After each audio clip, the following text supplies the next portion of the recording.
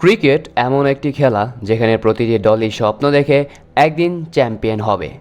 কেউ সেই স্বপ্ন পূরণ করে খুব দ্রুত, আবার কেউ অনেক বছর চেষ্টা করেও সেই স্বপ্ন ছুঁতে পারে না। আজকের ভিডিওতে আমরা কথা বলবো বাংলাদেশ ক্রিকেট টিমকে নিয়ে, যেই দলটি কোটি কোটি মানুষের ভালোবাসা পেয়েছে, অসংখ্য স্মরণীয় ম্যাচ জিতেছে, বড় বড় দলকে হারিয়ে চমক দিয়েছে, কিন্তু তারপরও এখনও কোনো আইসিসি বিশ্বকাপ ট্রফি জেতা হয়নি। বাংলাদেশ ক্রিকেটের ইতিহাসে অনেক গৌরবময় মুহূর্ত আছে, আবার আছে অনেক আফসোসের গল্প। কেন বাংলাদেশ ক্রিকেট এখনও বড় কোনো বিশ্বকাপ জিততে পারেনি?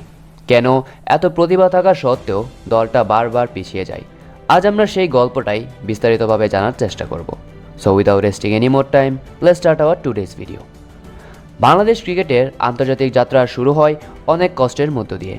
1990-এর দশকে যখন ক্রিকেট বিশ্বের বড় বড় দলগুলো রাজত্ব করছে, তখন বাংলাদেশ ছিল একেবারেই নতুন দল।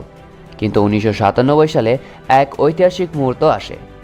আইসিসি ট্রফি 1997 জিতে বাংলাদেশ প্রথমবারের মতো বিশ্ব ক্রিকেটে নিজেদের শক্তভাবে পরিচয় করিয়ে দেয়। এই জয়ের মাধ্যমে বাংলাদেশ সুযোগ পায় আইসিসি ক্রিকেট ওয়ার্ল্ড কাপ 1999 খেলার।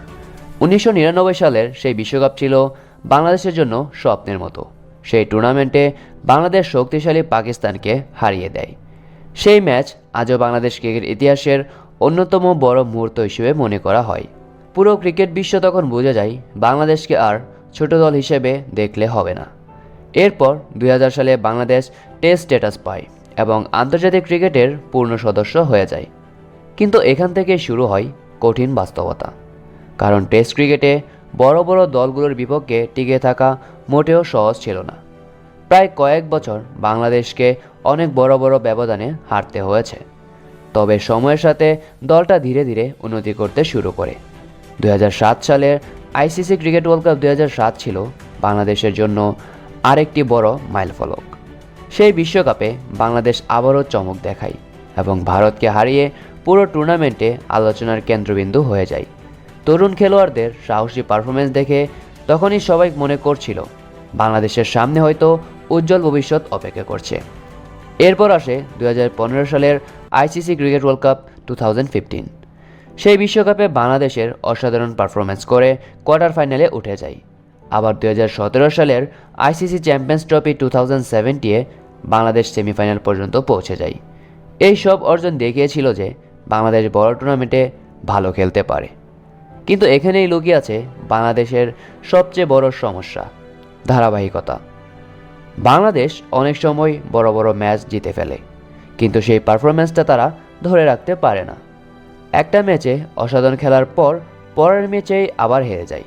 বড় টুর্নামেন্ট যেতে হলে টানা কয়েকটা ম্যাচ জিততে হয়, আর এই ধারাবাহিক পারফরম্যান্সটাই বাংলাদেশের ক্ষেত্রে সবচেয়ে বড় চ্যালেঞ্জ হয়ে দাঁড়িয়েছে। আরেকটি বড় সমস্যা হচ্ছে ব্যাটিং। অনেক সময় দেখা যায় বাংলাদেশের ওপেনিং ভালো হয়, কিন্তু মাঝখানে এসে হঠাৎ করে কয়েকটা উইকেটের পতন হয়, যার ফলে দলটা বড় স্কোর দাঁড় করতে পারে না।